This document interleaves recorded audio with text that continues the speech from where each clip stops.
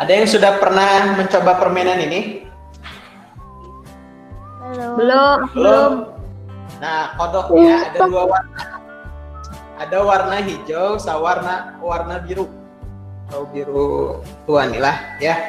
Nah, Banu akan menggerakkan kodoknya.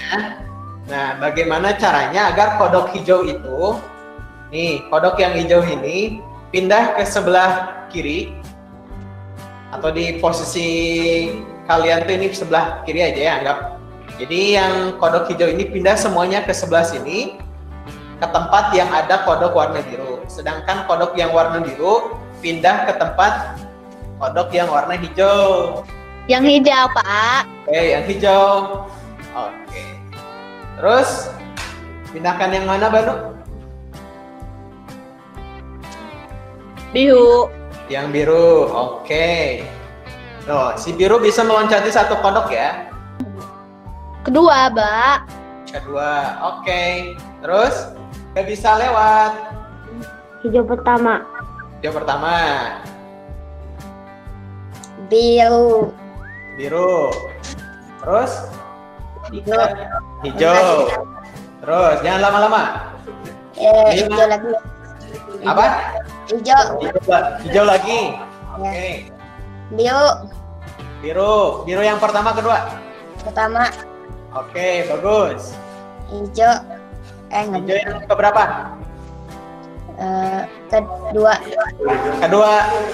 Tetet. Gagal. Mirza. Kenapa? Karena yang biru itu bisa lewat. Apa itu nama gamenya? Game kodok lompat ya. Atau katak yang biru. Hijau. Yang hijau. 5, 4. Kedua aja, biru yang kedua. Apa? Yang keras suaranya nggak kedengaran? Hah? Biru yang kedua. Oh, biru yang kedua. Tetet, gagal. Biru. Biru yang pertama ya, karena yang kedua nggak bisa lewat. Terus? Katak warna hijau. Yang Kedua. Tetet, gagal. Lihat tuh, yang biru ini nggak bisa lewat. Oh. warna hijau. Sabar, ya. Hijau. Katak hijau. Oke. Terus katak warna apa lagi? Biru. Biru. Terus? Nanti giliran nggak, Vino? Hijau pertama. Hijau pertama. Siap? Biru kedua. Biru kedua. Tetet, gagal. Rakata, coba Rakata, warna apa dulu? Hijau pertama. Hijau pertama. Terus? Biru pertama. Siap?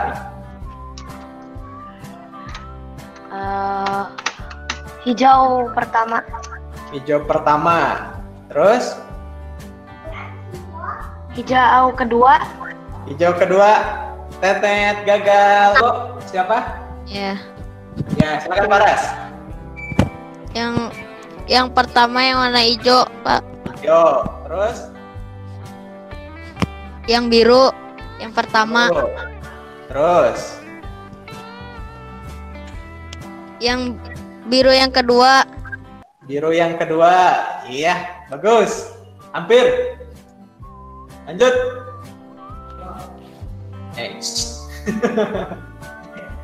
Ayo. Yang 5, 4, 3. yang Dua. biru, Pak. Hah? Pak, aku udah nemu game ya. Biru keberapa? Yang biru Paras yang keras. yang ketiga. Yang ketiga. Biru yang ketiga. Yang Biru. Tadi itu apa? Katak hijau, katak hijau, katak hijau. Setelah itu apa? Awas nih, ini harus bertemu ya. Bapak juga lupa lagi. 1, sini berarti. Aduh, Bapak salah. Hijau, hijau. Bapak dikasih tahu Pak kedengeran. Ya, Apa kedengeran tuh pada ketawa-ketawa Ibu Guru. Enggak, Pak. kalian mah ya. nggak boleh dikasih tahu. Ya, nah kuncinya sama saling menyilang gini ya. Lupa lagi. Oh iya. Ya.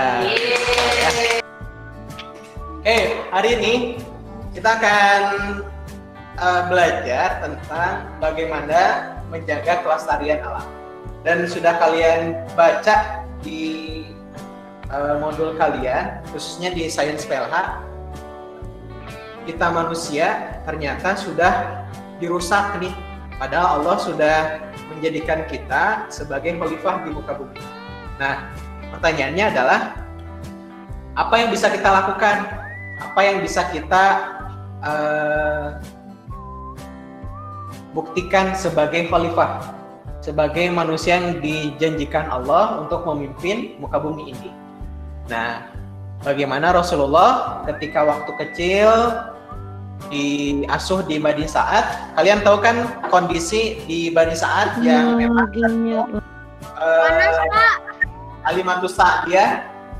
Kalau kalian melihat Mekah, tentunya panas, gersang, cuacanya, polusinya dari sebagainya. Goreng telur, Pak.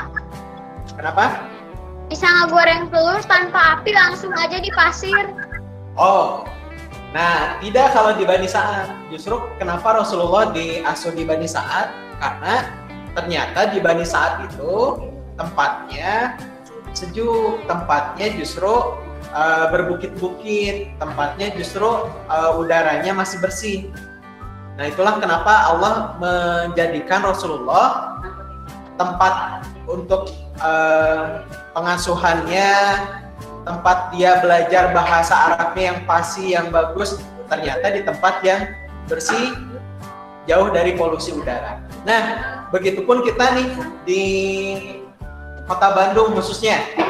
Kalau dulu mungkin kalian pernah dengar Bandung tuh setiap pagi berkabut, terus udaranya sejuk, tinggi. Tapi kalau kalian pernah mendengar perkataan orang tua, dulu tuh Bandung tuh sejuk banget, bahkan banyak pesawahan, sejuk dan udaranya juga bersih. Soalnya belum ada bahan bakar itu, Pak, belum ada bahan bakar minyak.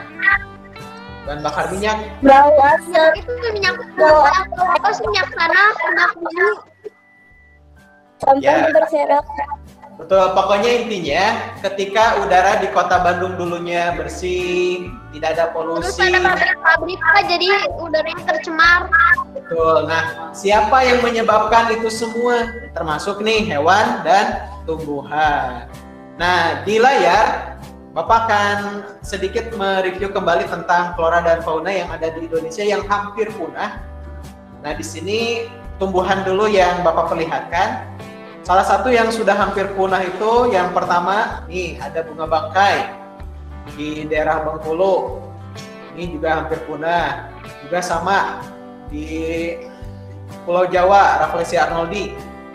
Itu penyebarannya ada di Gunung Salak juga sama, hampir punah. Terus juga ada kantong semar. Ini juga tumbuhan yang hampir punah. Ada juga tanaman gaharu di Kalimantan. Ya tuh, apalagi ya kondisi Kalimantan sekarang sungguh sangat memprihatinkan.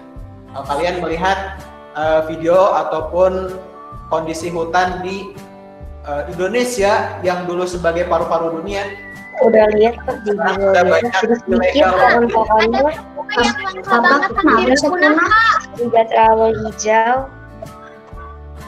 Ya, Bapak kan tanya dulu. Rakata, tahu nggak apa itu illegal logging, Rakata? Apa? Illegal logging. Enggak. Apa? Ada yang tahu dari illegal logging? Pak. Oke. Masuk tanpa izin. Apa? Penambangan liar. Penambangan liar. Betul, Anin ya. Dan tadi ada yang menjawab juga, betul sekali. Penambangan liar. Terus juga orang 7.500 ekor. Akmal, boleh Akmal tidak sembarang dulu nyalakan mic-nya, Akmal. Terima kasih. Ya. Nah, sama. Terus juga di Sumatera juga ada harimau Sumatera hampir punah.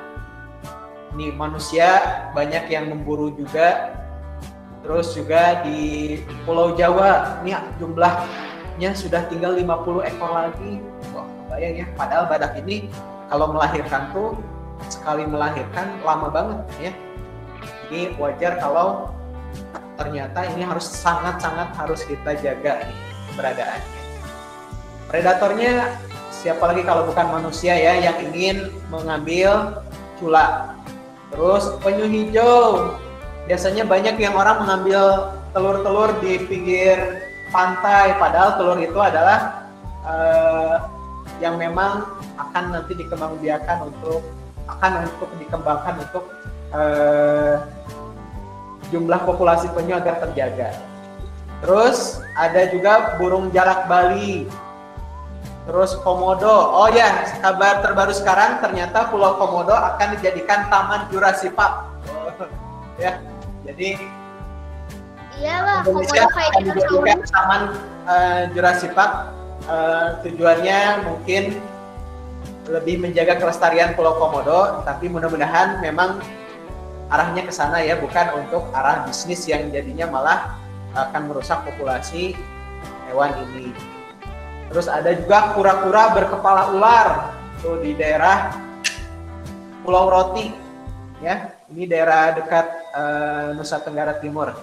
Terus ada ikan pari hiu yang hampir punah. Terus ada ikan bergigi besar dan tentunya burung cendrawasih. Ya, semua hewan ini sudah kalian ketahui kemarin dan harus kita jaga bersama. Bahkan di berita-berita yang pernah kalian dengar, banyak sekali hewan-hewan yang turun ke warga. Tiba-tiba ada buaya, tiba-tiba ada harimau memakan kambing. Bapak, aku udah lihat. Ya, kan dari hewan tersebut yang sering dimanfaatkan oleh manusia. Inilah kenapa banyak sekali hewan-hewan yang hampir punah. Contohnya nih, ada yang memanfaatkan kulit harimau untuk dijadikan karpet nih. Makanya harimau ini diburu karena kulitnya. Bapak kirain aku itu kucing, Pak. Mirip kucing ya. Ini animasi ya. Tapi kulitnya ini dijadikan karpet oleh manusia ya. Kasihan sekali harimau, apalagi harimau sekarang yang kalian lihat di kebun binatang ataupun di beberapa tempat itu kurus-kurus, kasihan ya. Terus ada juga nih gajah. Apa yang dimanfaatkan dari gajah? Biasanya manusia Gading. Kulitnya buat baju, Pak. kulitnya buat baju ya. Jadi banyak manusia-manusia yang ingin dengan egonya merasa dia paling kaya, merasa dia paling punya, sehingga dengan punya hiasan gading ini, wah ini barang yang sangat mewah sekali. Atau bahkan ada yang sengaja untuk pengobatan, tapi tetap saja ya itu perbuatan yang nantinya merusak atau mengganggu populasi fauna, terutama gajah. Nah, terus juga ada yang dijadikan tas kulit. Nah, coba barangkali ada di rumah kalian tas-tasnya ternyata dari hewan. Iya, salah satunya ular. Ternyata ular juga. Aku ada tasnya dari kulit sapi. Ya, ada yang dimanfaatkan untuk bahan tas, ya, dan lain sebagainya. Terus Pak, memang nggak boleh kita memanfaatkan hewan. Nah, tergantung. Makanya Allah menjadikan hewan itu proses perkembangbiakannya berbeda-beda, tidak sama. Nah, seperti hewan ternak. Kalau hewan ternak tentunya bisa kita atur perkembangbiakannya, sehingga walaupun kita manfaatkan itu akan selalu ada, ya. Tidak ada kabarnya sapi sering dipotong setiap Idul Adha sehingga hampir punah. Oh, nggak ada, ya. Nah, Kayak yang di itu Bapak di Yogyakarta yang kelinci anggora peternakannya bulunya diambil ditarik-tarik sampai luka. ya, apa itu hewannya? Kelinci anggora pas dilihat di searching. Kasihan sekali ya, itu justru yang sangat-sangat disayangkan. Tuh. Nah, terus juga dari tumbuhan salah satunya lemari. Oh, kenapa lemari? Nah, ternyata ada juga yang memanfaatkan tumbuhan, terutama kayunya untuk dijadikan lemari, tapi dari tumbuhan yang hampir punah, misalkan tadi dari pohon cendana, atau mungkin dari kayu jati. Kalau tidak salah kayu jati sekarang juga sudah sangat terbatas ya. Makanya manusia menciptakan, membuat kreasi mebel ataupun lemari ini dari bahan-bahan yang ramah lingkungan. Alhamdulillah. Nah, itu secara umum untuk kondisi hewan tumbuhan yang kita manfaatkan dan nanti akibatnya malah hampir punah. Itu masih ada kaitannya tentang hewan, tumbuhan, dan energi. Ya? Ya. Jadi masih ada kaitannya. Jadi kalian jangan hanya mengandalkan bacaannya dari modul saja. Itu hanya sebagian saja yang harus kalian baca di rumah. Sebagian lainnya, coba kalian cari-cari sumbernya. Boleh di searching, tentunya dengan bantuan orang tua supaya sumbernya lebih baik. Boleh lihat juga di YouTube dengan sumber video yang lebih bagus lagi. Ya, Bapak akan tanya sama yang belum ditanya sama sekali. Ya, Pak. Alhamdulillah. Fadil. Ya. Menurut Fadil bagaimana caranya dong kita bisa melestarikan hutan, menjaga hutan? Ayo. Tidak membakar hutan. Tidak membakar hutan. Pohon yang ada di hutan. Oke, cukup. Terima kasih Fadil. Alhamdulillah. Sekarang Bapak tanya yang magnesium lagi.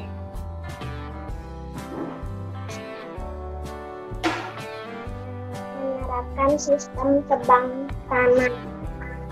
Tebang tanah? Tanam. Oh, tebang tanam. Maafkan Bapak, kurang jelas. Betul sekali. Tebang tanam. Apalagi? Mencegah kebakaran hutan. Ya, tadi ya. Tambahan juga sama mencegah kebakaran hutan. Alhamdulillah. Sekarang perempuan di Iridium. Ya, apa Mai? Tidak memperjualbelikan hewan liar. Ya, betul. Apalagi Mai? Tidak memelihara hewan liar. Iya, betul. Terima kasih Mai. Dua dulu ya. Oke, sekarang siapa lagi yang mau jawab? Acungan tangan. Hewan yang hampir punah. Tidak boleh? Menangkap hewan yang hampir punah. Nah, sama ya tadi ya, berburu atau menangkap hewan yang hampir punah. Ada lagi Aulia? Tidak boleh menangkap ikan dengan jaring yang besar. Oke, atau namanya apa jaringnya? Ada yang tahu nggak?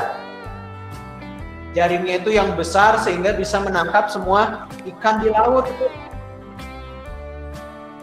Ada yang tahu? Ada yang tahu tidak nama jaring yang sering digunakan para nelayan modern untuk menangkap ikan? Belum pernah dikasih tahu. Ya, Jidan, apa Jidan? Aku lupa lagi kan namanya. Waktu umur aku 50 tahun lagi. Arfan namanya? Lupa lagi. Apa lagi? Jaring laba-laba kali. Jala, Pak. Paras apa? Jala.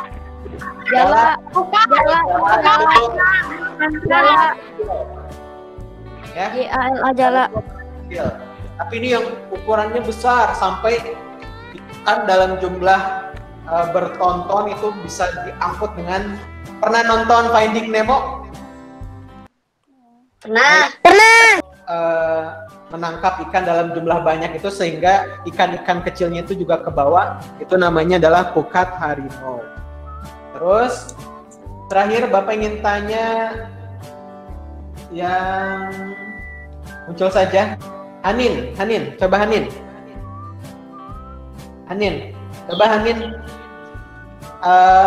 Boleh simpulkan tadi tentang materi bagaimana menjaga kelestarian, apa yang diperoleh yang bisa Hanin lakukan untuk menjaga kelestarian alam ini. Tidak menebang pohon sembarangan. Tidak menebang pohon sembarangan. Menanam kembali. Ya, terus? Pemeliharaan tanaman dengan benar. Ya, bagus. Apalagi? Tebang pilih atau memilih ukuran tanaman. Ya, bagus. Apalagi? Melindungi hewan langka, mengkampanyekan perlindungan hewan, memperbanyak pengetahuan tentang hewan langka, tidak melakukan transaksi jual atau beli hewan langka. Ya. Kesimpulan yang tadi kalian sebutkan yang ada di modul, kalian boleh tambahkan kembali yang belum lengkap sebanyak-banyaknya ya. Karena yang dituliskan yang muncul di modul itu hanya sebagian saja. Cara melestarikan hutan, melakukan penghijauan atau nama lainnya reboisasi. Tadi menerapkan sistem tebang pilih, jangan asal tebang. Jadi tebanglah pohon yang sudah sangat tua yang memang harus ditebang. Kalau tanaman yang masih muda, berarti jangan. Menerapkan sistem tebang tanam. Jadi setelah ditebang, tentunya harus ditanam lagi tanaman yang barunya. Mencegah kebakaran hutan, karena banyak orang-orang yang ingin serba instan, ingin jadi pengalihan lahan, ingin jadikan kompleks perumahan di daerah perbukitan sehingga hutan itu dibakar atau dijadikan tanaman palawija ya untuk sayuran, padahal itu asalnya hutan. Itu juga beberapa yang membuat hutan kita semakin berkurang. Paling penting tidak membuang sampah ya di hutan. Banyak sekali, kalian boleh tambahkan lagi. Yang menjaga hewan juga sama, tidak memelihara hewan liar, tidak memperjualbelikan, terus membuat tempat rehabilitasi dan lain sebagainya. Tadi dari Hanin bagus mengkampanyekan untuk melestarikan hewan. Bapak. Oke, terima kasih sudah hadir di kematerian Sains PLH. Bapak, Tiba, ya, Tiba. Tadi sempat live baru diulang. Tadi Atifa sempat live terus beberapa kali masuk gak bisa, baru bisa. Mungkin boleh diulang lagi. Nanti akan disampaikan kembali rekamannya. Nah, sekarang Bapak tutup dulu. Bagi yang masih ingin diulang, boleh, berarti masih di sini ya. Tapi kalau yang sudah, Bapak akan tutup dulu. Kita baca hamdalah sama-sama. Alhamdulillah.